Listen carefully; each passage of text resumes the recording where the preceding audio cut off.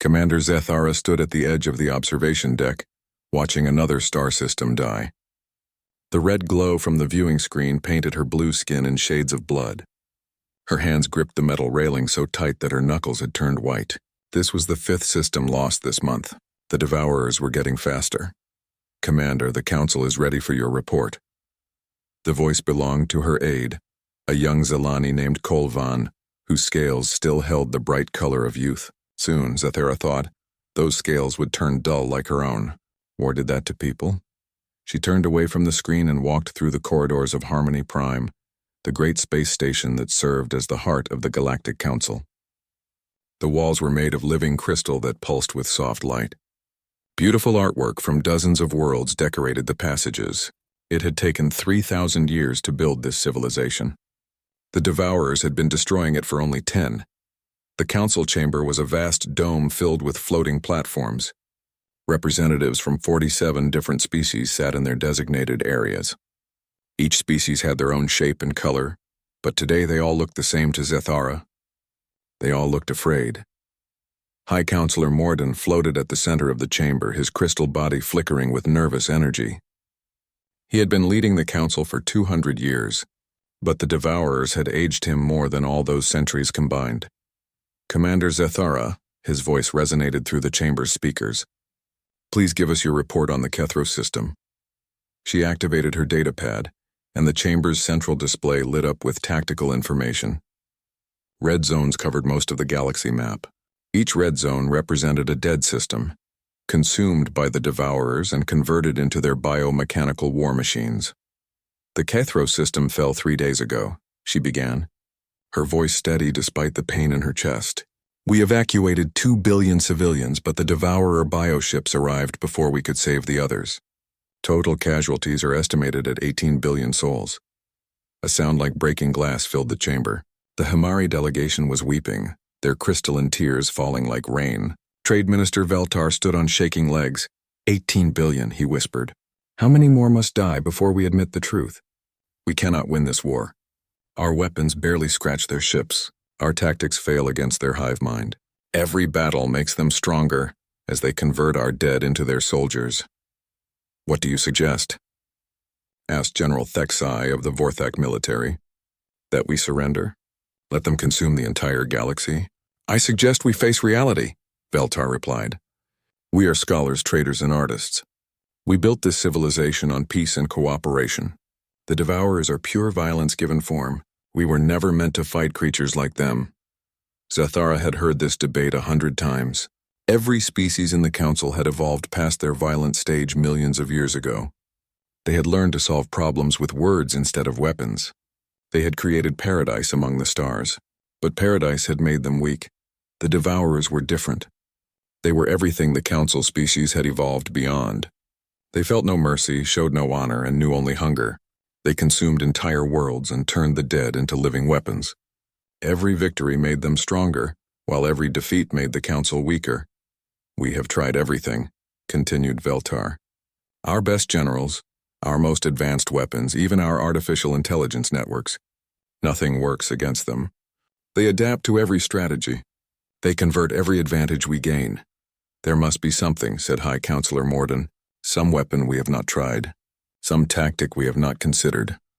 Dr. Hexara of the Vorthak Science Division stood slowly. She was old even by Vorthak standards. Her 6 eyes clouded with age but still sharp with intelligence. There is one option we have not discussed. The chamber fell silent. Dr. Hexara rarely spoke in council meetings, but when she did, everyone listened. She had been studying alien species longer than most civilizations had existed. The humans of Sol 3, she said simply. The chamber erupted in shocked noises. Harmonic protests from the Zelani mixed with the clicking disapproval of the Kethri. Even High Counselor Mordoon's crystal form flickered with alarm. The humans are not part of our council, protested Minister Veltar. They are a pre-contact species. Our protocols forbid interference with developing civilizations. Our protocols, said Dr. Hexara calmly, were written for normal circumstances. These are not normal circumstances. She activated her own data display and the chamber filled with images from Earth.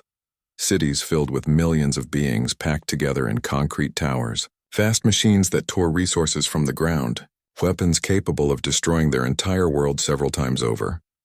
The humans are the only species we have encountered that never evolved past their violent stage, she continued. Their entire planet is what we classify as a death world. The gravity would crush most of us. The weather patterns would kill us.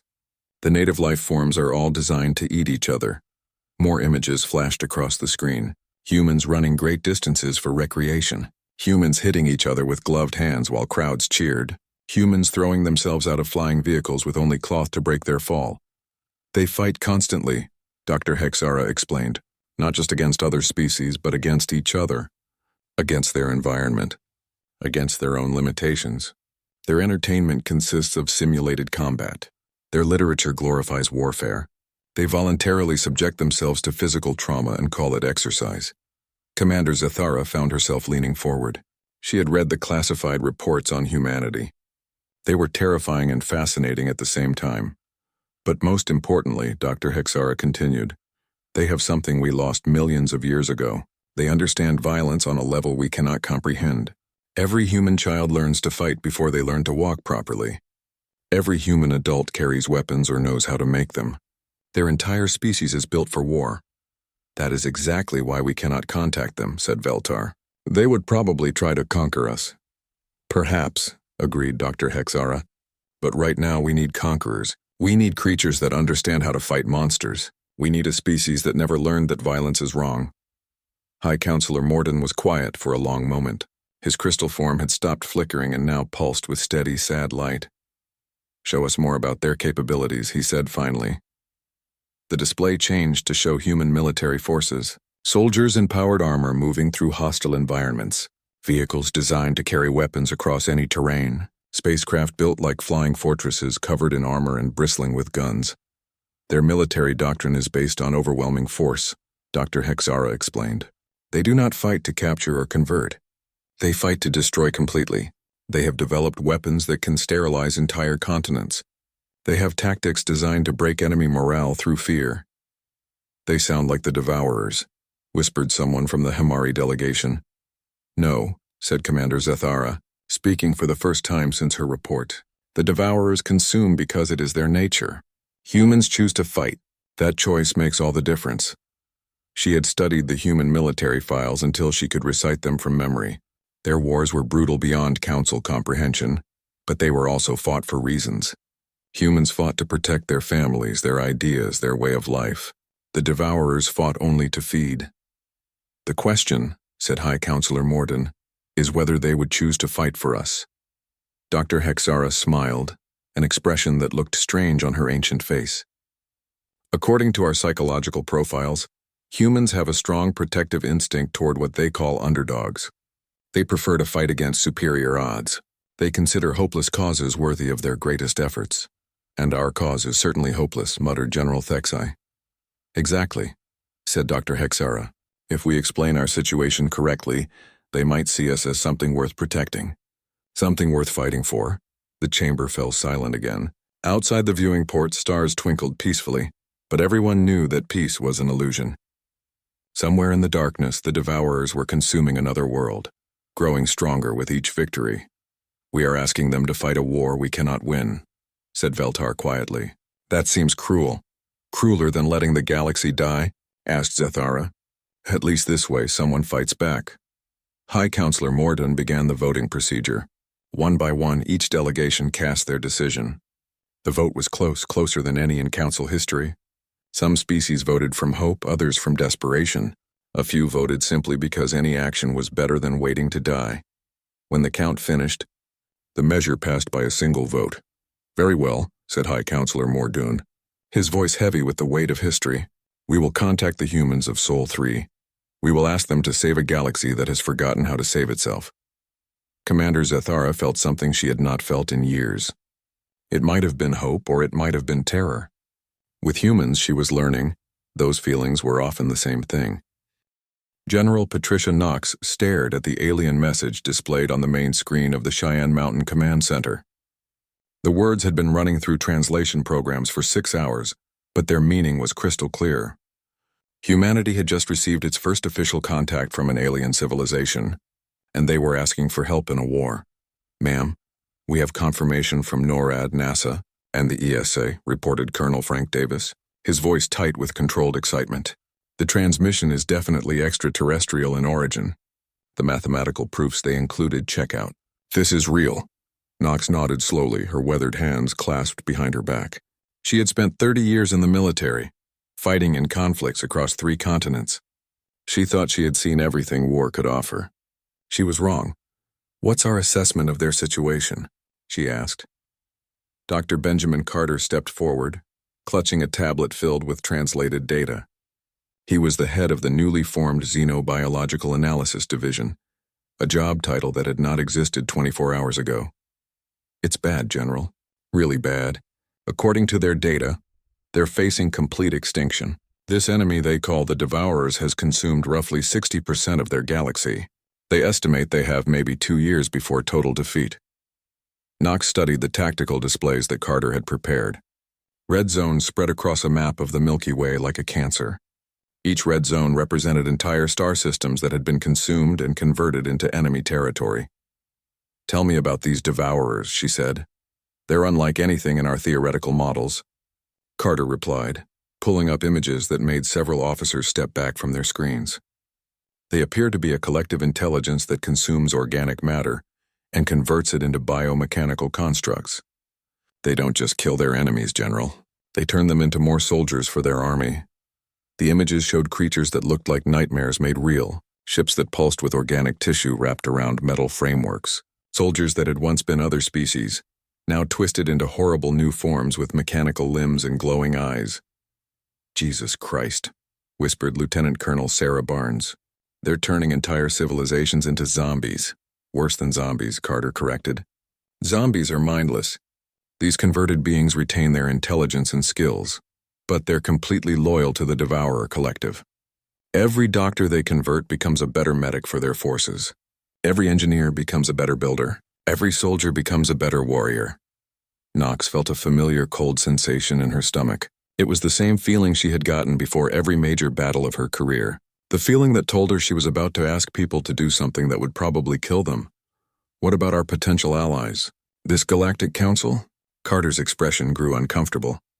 "That's where things get complicated, General.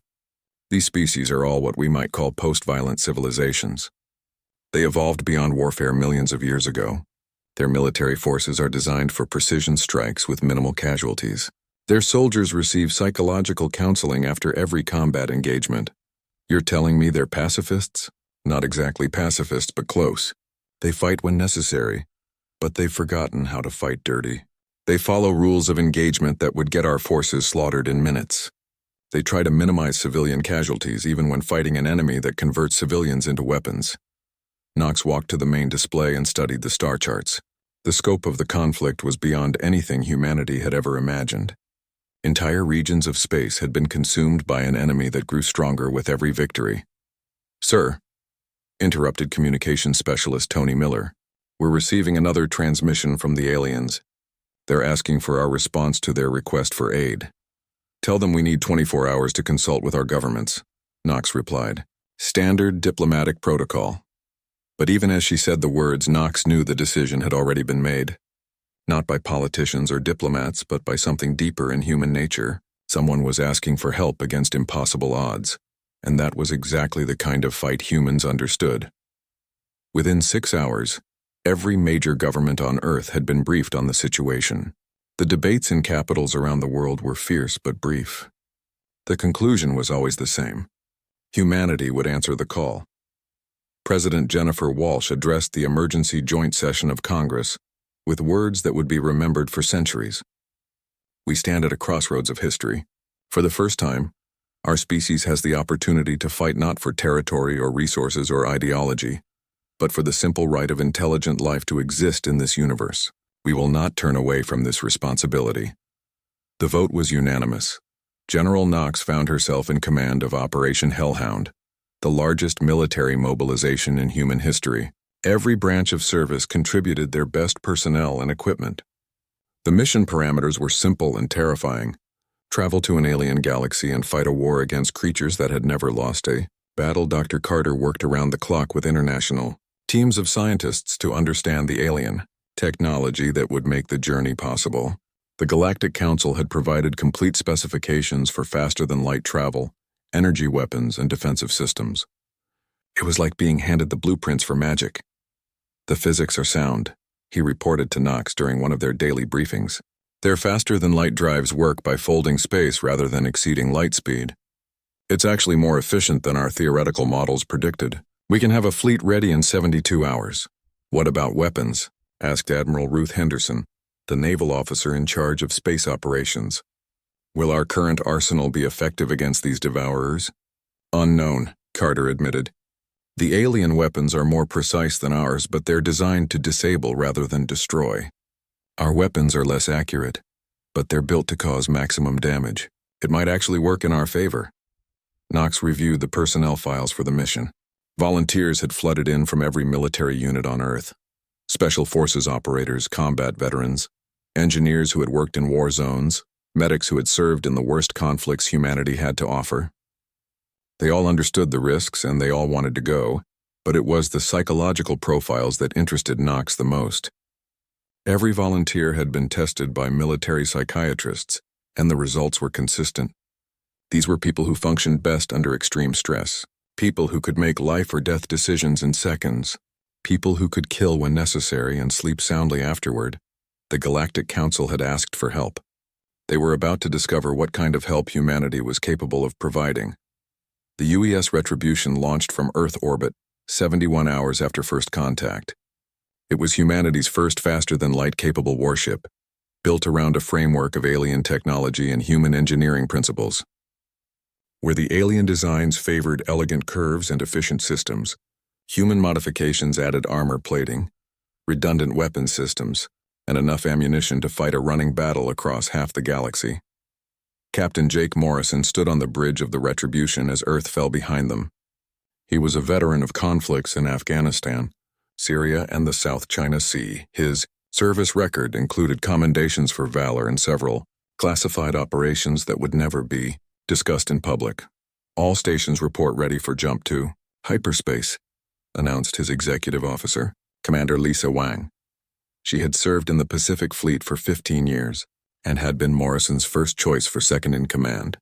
"Coordinates laid in for Zilani Space," added Navigator Lieutenant Ryan Cooper. "Estimated travel time to the rendezvous point is 18 hours. Morrison studied the tactical display showing their destination. According to intelligence provided by the Galactic Council, they would be meeting with Commander Zethara's fleet at the edge of civilized space. From there, they would proceed to the first active combat zone. "Helmsman, take us to hyperspace," Morrison ordered. The stars stretched into lines of light as the Retribution entered faster-than-light travel. Behind them, Earth continued its orbit around the Sun, unaware that its children were racing toward a war that would determine the fate of the galaxy. In the ship's armory, Master Sergeant Kelly Brooks conducted final equipment checks with her squad. They were part of the 1st Special Operations Battalion, humanity's most elite combat unit. Their gear had been modified with alien technology, but the weapons they carried were purely human in design. "Remember, people," she addressed her troops, "we're not fighting for territory or politics this time. We're fighting for the right of intelligent life to exist. The enemy doesn't take prisoners, doesn't negotiate, and doesn't show mercy. So we don't either." Her soldiers nodded grimly. They understood the stakes. Dr. Susan Martinez worked in the ship's laboratory, studying samples of devourer biomaterial that the aliens had provided. As the mission's chief xenobiologist, she was tasked with finding weaknesses in the enemy's biological systems. What she discovered in those samples would have terrified the peaceful species of the Galactic Council. The devourers were perfectly designed killing machines, evolved to consume and convert any form of life they encountered. They had faced 43 different species and had never met one they could not defeat. Commander Zethara stood in the docking bay of her flagship, waiting for the humans to arrive. Her diplomatic team had arranged themselves in perfect formation behind her, following protocols that had been used for first contact situations for over 1,000 years. Everything was precisely ordered, calm, and civilized. The human ship that approached their vessel, Looked like it had been designed by someone who had never heard of those protocols. The UES Retribution was a brutal wedge of gray, metal covered in weapon emplacements and armor plating, where Zalani ships curved gracefully through space like living things. The human vessel looked like a hammer built for smashing. Angular surfaces deflected sensor scans while gun turrets tracked their approach with mechanical precision. "By the ancestors," whispered her aide Kolvan. "Are those nuclear missiles mounted on the hull?" Zethara studied the human ship through the viewing port. "Among other things. Their entire vessel appears to be designed around the concept of maximum firepower.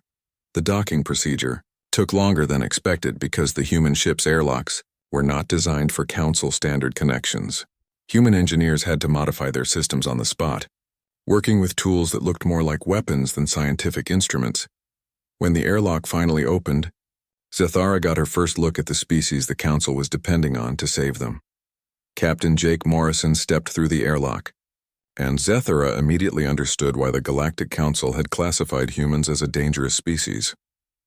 He stood nearly 2 meters tall, his body thick with muscle that moved under his uniform like armor plating. Scars covered his hands and face, and his eyes had the flat, cold look of someone who had killed other people and learned to live with it. Behind him came his crew, and they were all variations on the same theme. Hard faces, scarred hands, and the kind of casual confidence that only came from surviving situations that should have killed them. They carried weapons openly, not ceremonial sidearms, but actual combat gear designed for killing. "Commander Zethara," Morrison said, his voice carrying harmonics that made the translation devices struggle. "Welcome aboard the Retribution." "The honor is ours, Captain Morrison," she replied, following the diplomatic scripts she had memorized. "We are grateful that your species has answered our call for aid." Morrison's expression did not change, but something in his eyes suggested he found the formal language amusing. "Ma'am, we understand you have a problem that needs solving. We're here to solve it." The tour of the human ship was an education in the differences between their species. The corridors were lined with weapon racks and training equipment. Emergency stations contained enough firepower to outfit a small army. The crew moved with the kind of efficiency that came from expecting violence at any moment. "This is our armory," Morrison explained, opening a door that revealed enough weapons to equip a Zalani regiment. Standard loadout for a ship this size. Zethara stared at the rows of projectile weapons, energy rifles, and devices she could not identify. "Captain, your ship carries a crew of 800. This armory contains enough weapons for 8,000. "Emergency supplies," Morrison replied calmly. "You never know when you might need to arm local forces or replace equipment damaged in combat." They visited the medical bay, where Dr. Susan Martinez was working with samples of devourer biomaterial. The human doctor looked up from her microscope with eyes that held the same cold intelligence as the soldiers. "Doctor, what's your assessment of the enemy?" Morrison asked. "Fascinating organisms, actually," Martinez replied, her voice carrying the enthusiasm of a scientist discussing an interesting puzzle. "They're perfectly designed for conversion warfare. They can adapt almost any biological system to their needs and integrate it into their collective." "Almost any system?" Zethara asked. Martinez smiled, and there was something predatory in the expression. "They've never encountered a species like ours, Commander. Their conversion process assumes that the target organism wants to survive above all else. They rely on the victim's survival instincts to make the integration process work. And humans are different? We're the only species we know of that can override survival instincts when necessary," Morrison answered. "Sometimes the mission is more important than coming home." The tour continued to the bridge where the human crew was preparing for their first joint operation with Council forces. The tactical displays showed the target system, a devourer forward base that the Council had been trying to retake for 3 months. "Our standard procedure," explained Commander Zethara, "is to establish a defensive perimeter and use precision strikes to disable enemy vessels. We focus on minimizing casualties and preserving as much infrastructure as possible." Captain Morrison studied the tactical data for several minutes before responding. "Commander, with respect, that's why you've been losing this war." The bridge fell silent. Even the Council liaison officers stopped their work to listen. "Explain," Zethara said carefully. "You're fighting a cancer," Morrison replied. "Cancer doesn't negotiate. It doesn't surrender. It doesn't leave infrastructure for you to reclaim. It just grows until it kills the host. You don't treat cancer with precision surgery. You burn it out completely. Lieutenant Amy Foster looked up from her station at the weapons console. She was younger than most of the human crew, but her service record included combat operations in 4 different conflict zones. "Captain, we're receiving tactical data from the Council fleet," she reported. "They've identified primary targets for precision strikes." Morrison studied the target list and shook his head. "Negative. All ships. Prepare for Broken Arrow protocol." The human bridge crew began working with smooth efficiency, their movements coordinated by years of training. Warning lights activated as weapon systems powered up. The ship's atmosphere seemed to change, becoming charged with the tension that preceded violence. "Captain," Zathara said carefully, "what is Broken Arrow protocol?" "Total Warfare, Commander. We don't capture Devourer assets because captured assets can be recaptured. We don't try to minimize damage because minimizing damage gives the enemy time to adapt. We destroy everything that might be useful to them and make sure they can never use it again." The joint fleet emerged from hyperspace at the edge of the Kilo system, where the Devourers had established a forward operating base on the second planet. The Council ships immediately formed their traditional defensive formation, maximizing shield overlap and preparing for long-range precision strikes. The human ships spread out in what looked like a chaotic pattern to Council observers. No formation discipline, no coordinated defensive position, no apparent tactical planning. "Human vessels, please conform to standard battle formation," requested Admiral Hextai from the Council flagship. "Negative," Morrison replied. "We fight our way, you fight yours. Just try to stay out of our line of fire." The Devourer bioships emerged from behind the planet like a living nightmare, organic hulls that pulsed with bioluminescent veins stretched across space, each one the size of a Council cruiser, but moving with the fluid grace of a predator.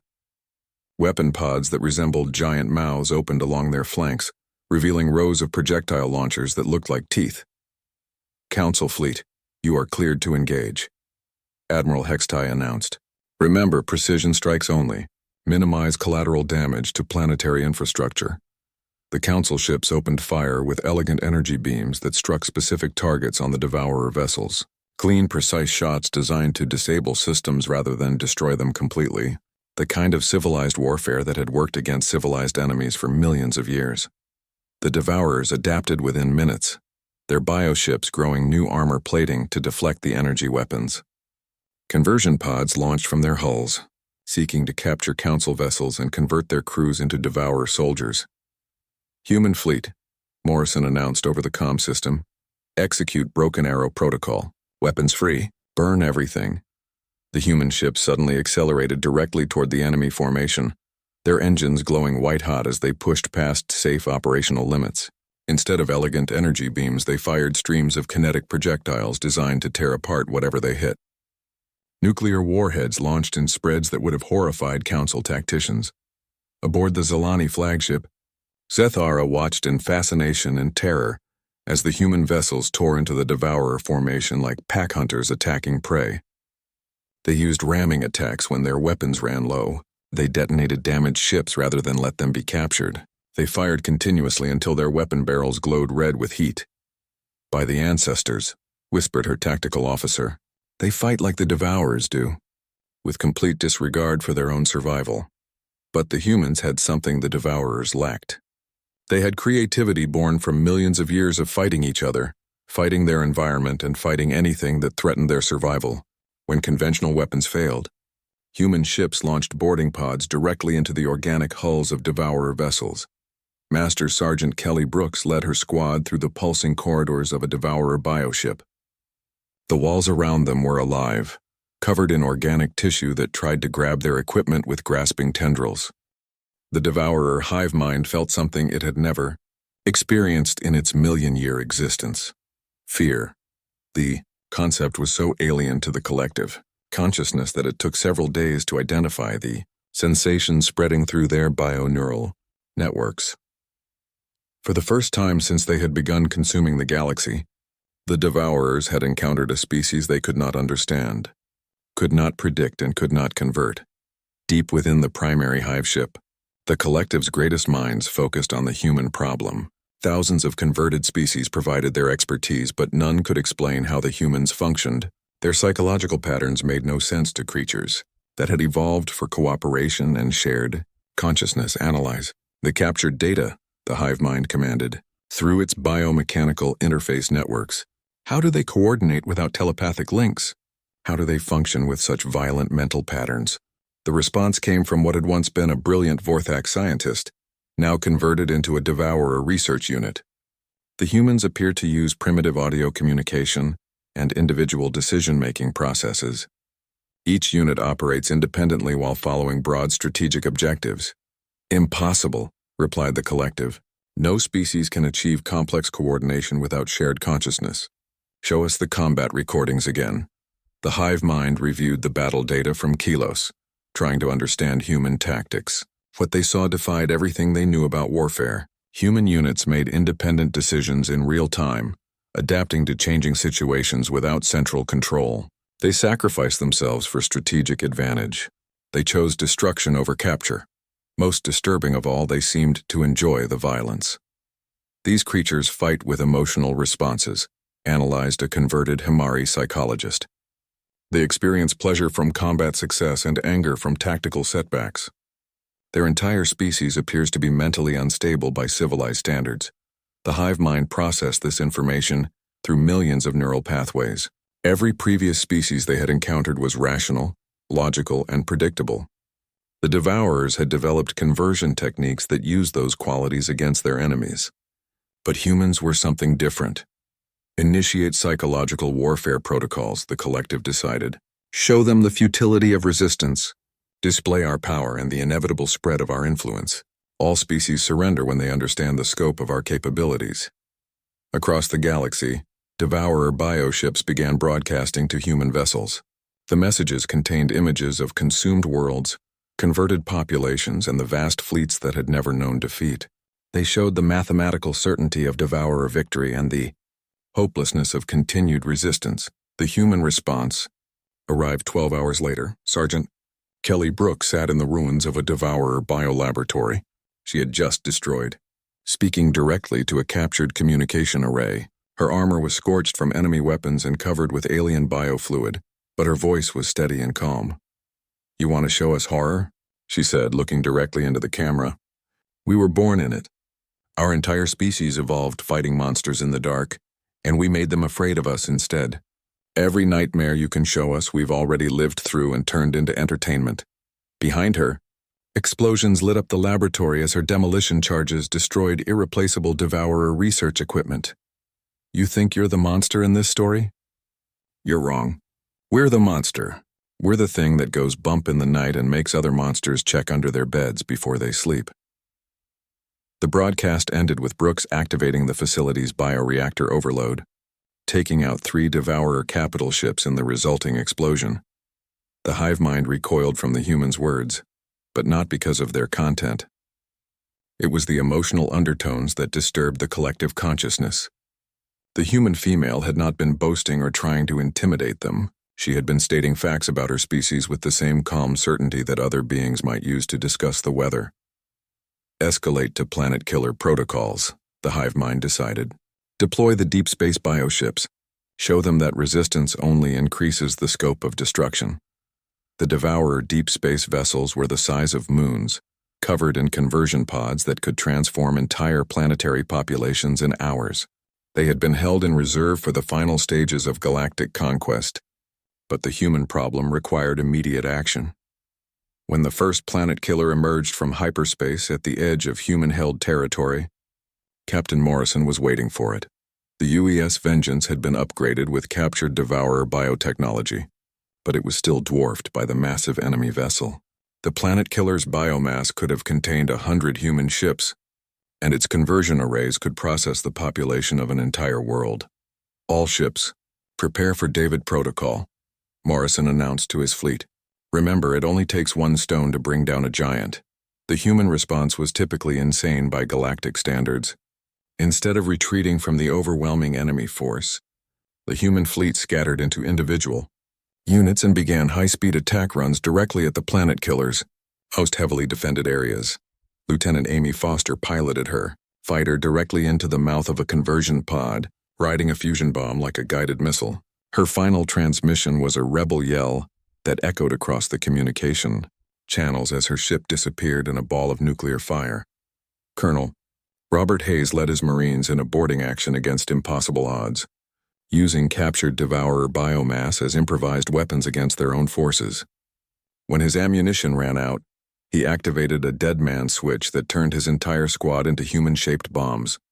Dr. Susan Martinez worked frantically in her mobile laboratory, analyzing the planet killer's biostructure in real time. "Captain," she reported over the comm system, "I've found a weakness.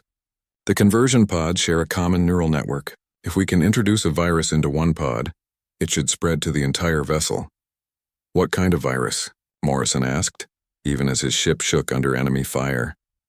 "A human virus," Martinez replied grimly. "I've been working with samples of our own neural tissue. The planet killer's systems can't process human brain chemistry. If we can force-feed it enough human neural patterns, we might cause a system-wide crash." The plan was typically human in its simplicity and brutality.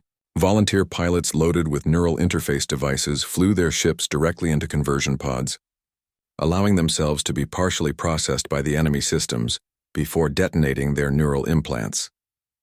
The hive mind experienced its first taste of human consciousness through the conversion process, and the collective recoiled in horror. Human thoughts were chaotic, violent, and completely incompatible with shared consciousness. Individual human minds contained enough aggressive impulses to destabilize entire sections of the hive network. "What is wrong with these creatures?" the collective screamed through its bioneural links. "Their mental patterns are toxic to our systems. They think in ways that damage our thought processes." But the humans were not finished. As the planet killer's conversion systems began to fail, human boarding parties penetrated deeper into the vessel's biostructure. They moved through the organic corridors like antibodies attacking an infection, destroying everything they could not understand, and understanding everything they destroyed. Master Chief Tony Rodriguez led his team to the planet killer's central consciousness chamber. The room was filled with biomechanical interfaces that connected millions of converted minds into the hive network. It was beautiful in its complexity and horrifying in its implications. "Burn it all," Rodriguez ordered, activating his flamethrower. "Every connection, every interface, every piece of this abomination." The destruction of the planet killer's central consciousness sent shockwaves through the entire Devourer collective. For the first time in their existence, they had lost not just a battle but an entire deep space vessel. The humans had turned their greatest strength into a weakness by making conversion impossible. But the most disturbing aspect was not the tactical defeat. It was the realization that the humans had enjoyed destroying the planet killer. They had taken pleasure in the violence, satisfaction in the destruction, and pride in their ability to inflict damage on a superior enemy. The hive mind began to understand why the Galactic Council had been afraid to contact this species. Humans were not just warriors. They were creatures that had evolved to fight against impossible odds and find ways to win anyway. "Analysis complete," reported the converted Vorthax scientist. "The humans represent a unique psychological profile. They do not fight to survive. They fight to win. The distinction is critical." "Explain," demanded the collective. "Survival-based species fight defensively and seek to minimize casualties. Victory-based species fight offensively and seek to maximize enemy casualties. The humans will accept any cost to achieve victory, including their own extinction if necessary." The hive mind processed this information with growing unease.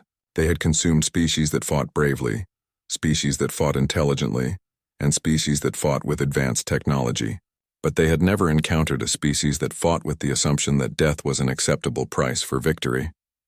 "Reassess strategic priorities," the collective commanded. The war that had consumed the galaxy for 10 years ended not with a grand battle, but with silence. Deep in the core systems where the Devourers had first emerged, their hive ships went dark one by one. The collective consciousness that had terrorized civilized space simply stopped responding to calls for reinforcement. General Patricia Knox stood in the command center of the orbital station above the former Devouré homeworld, watching as human demolition teams finished their work on the planet's surface. What had once been a living world covered in biomechanical structures was now a sterile wasteland, marked by fusion craters and radiation warnings. "Ma'am, final sweep teams report all clear," announced Colonel Frank Davis. "No remaining biosignatures detected. The planet is completely dead," Knox nodded grimly. It had taken 3 years of systematic extermination to reach this point. Every Devourer facility destroyed, every bioship hunted down, every trace of their collective consciousness burned out of existence. The humans had approached the task with the same methodical efficiency they brought to any pest control operation.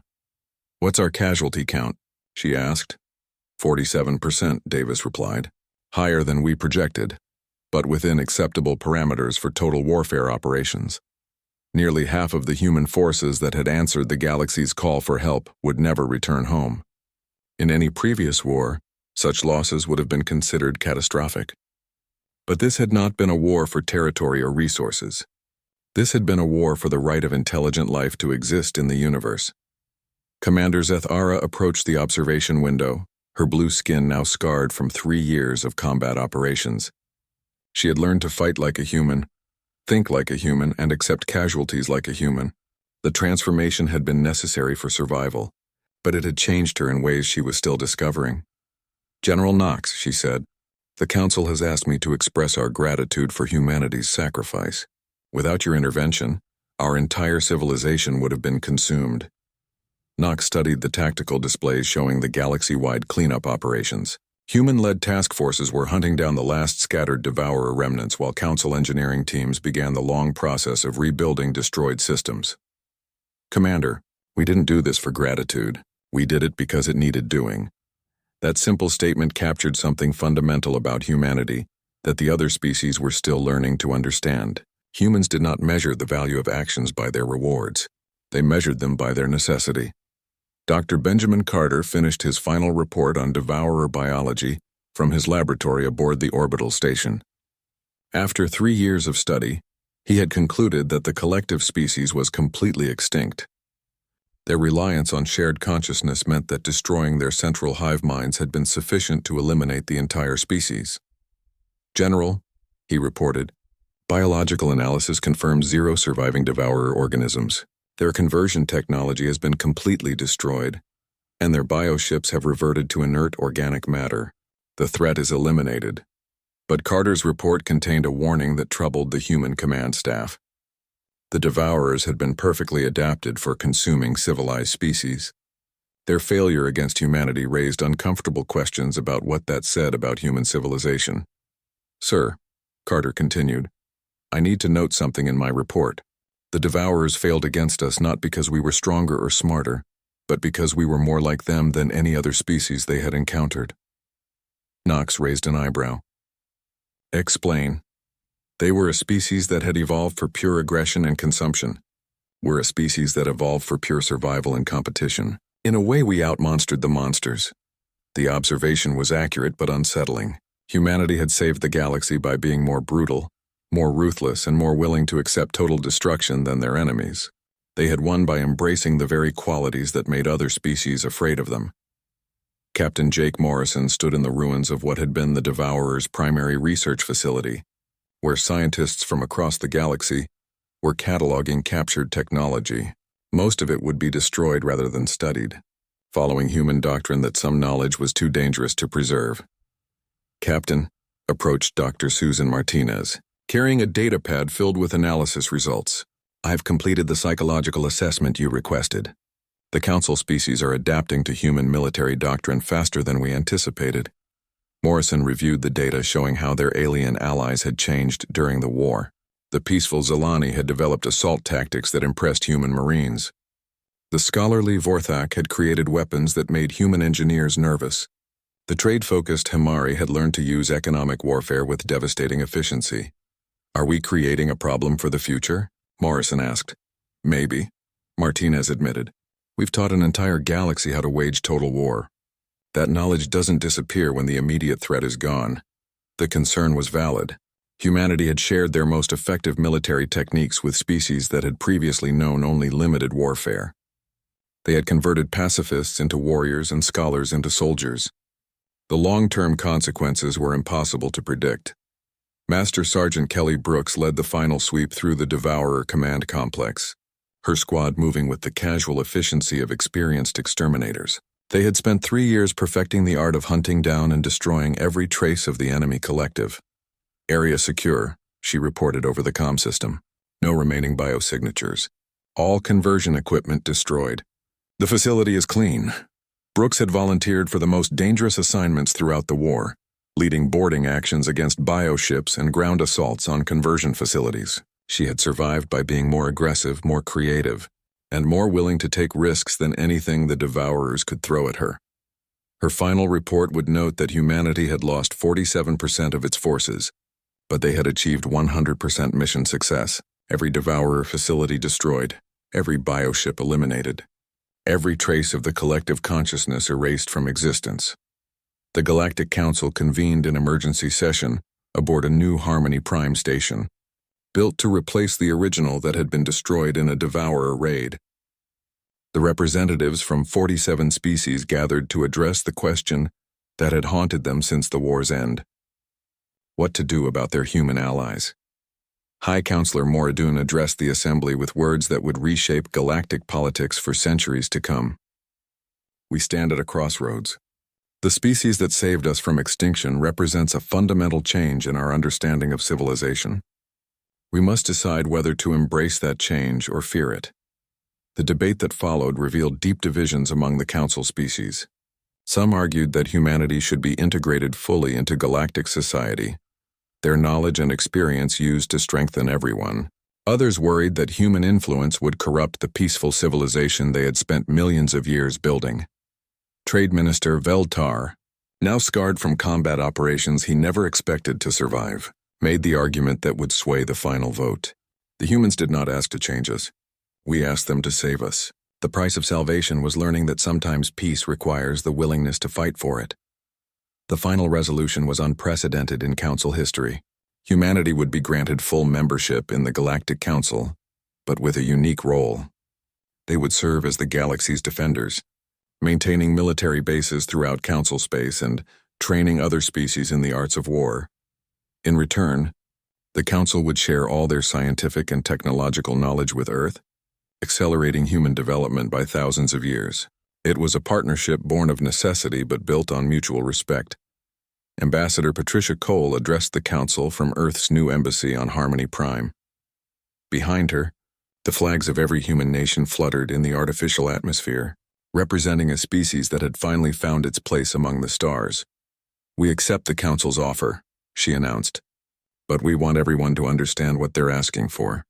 You're not just getting protectors, you're getting humans.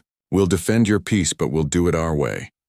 Her words were carefully chosen to remind the galaxy of what they had learned during the war. Humans could be allies, but they could never be anything other than human. They would bring their creativity, their determination, and their willingness to fight against impossible odds.